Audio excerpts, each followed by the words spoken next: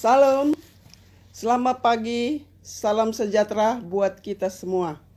Sebelum kita mendengar firman Tuhan, mari kita berdoa. Kita berdoa. Bapa kami yang di surga, terima kasih Tuhan atas segala penyertaan-Mu.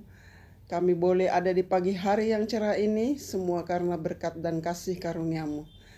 Tuhan Yesus yang baik, sebentar kami akan mendengar firman-Mu. Buka hati dan pikiran kami agar kami dapat melakukan firman-Mu di dalam kehidupan kami sehari-hari. Hadirlah Engkau Tuhan, kami sudah siap mendengar firman-Mu. Dalam nama Tuhan Yesus Kristus, kami berdoa dan bersyukur. Amin. Bapak, Ibu, Saudara sekalian, nats renungan kita hari ini tertulis dari Yesaya 53 ayat 3. Demikian firman Tuhan. Ia dihina dan dihindari orang, seorang yang penuh kesengsaraan dan yang biasa menderita kesakitan. Ia sangat dihina sehingga orang menutup mukanya terhadap dia, dan bagi kita pun dia tidak masuk hitungan. Demikian firman Tuhan. Tema renungan kita hari ini adalah hamba yang menderita. Bapak, Ibu, Saudara yang dikasihi Tuhan, kalau kita ditanya, pernahkah kita menderita? Tentu pernah.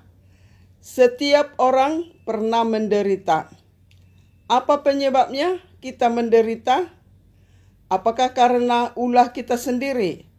Ataukah karena memberitakan tentang Kristus? Ada banyak alasan mengapa kita menderita. Baik itu karena perbuatan bodoh kita atau karena realitas kehidupan yang kita alami saat ini, atau karena kita berada dalam dunia yang penuh dengan dosa. Tetapi ada juga yang menderita karena nama Kristus. Firman Tuhan hari ini mengatakan tentang hamba yang menderita. Apakah itu? Dikatakan dalam nats kita bahwa ia dihina dan dihindari orang, seorang yang penuh kesengsaraan dan biasa menderita kesakitan. Ia sangat kesakitan sehingga orang menutup mukanya terhadap dia, dan bagi kita pun dia tidak masuk hitungan. Dia ditolak, padahal sesungguhnya penyakit kitalah yang ditanggungnya, dan kesengsaraan kitalah yang dipikulnya. Namun, melalui penderitaannya itu, dia bangkit dari antara orang mati dan naik ke surga. Disaksikan banyak orang. Semua peristiwa itu telah membuat banyak orang di dunia ini menjadi tertekun, membuat seluruh bangsa tercengang. Semua raja-raja mengatup mulutnya. Yesaya 52 ayat 14 sampai 15. Lebih dari itu, semua orang percaya dalam iman, menerima Yesus sebagai juru selamatnya, meninggikan dia, menyanjung dan memuliakannya. Yesaya 52 ayat 13. Penderitaan Tuhan Yesus mendatangkan keselamatan bagi orang-orang percaya.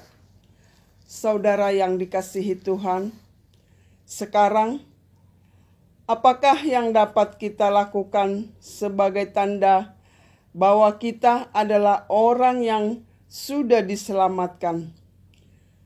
Tentu adalah dengan melakukan kehendak Allah. Dan hal itu kita tunjukkan melalui sikap kita yang baik, menghargai hidup yang diberikan Tuhan kepada kita. Sebab kita sudah ditebus dengan harga yang mahal.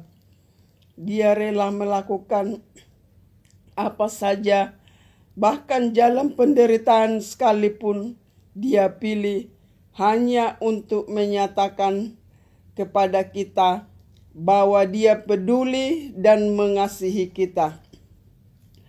Sekarang persoalannya adalah dengan semua tindakan kasih Tuhan yang sudah dinyatakan kepada kita, adakah hati kita ini tergugah?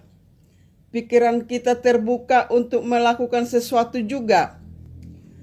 Benarkah kita tetap menginginkan Yesus Kristus seutuhnya, baik saat melihat mujizat dan berkat, maupun saat harus memikul salib? Apakah kita mengikut Yesus hanya karena berkat? Amin. Tuhan memberkati. Mari kita berdoa. Terima kasih Tuhan atas firman-Mu.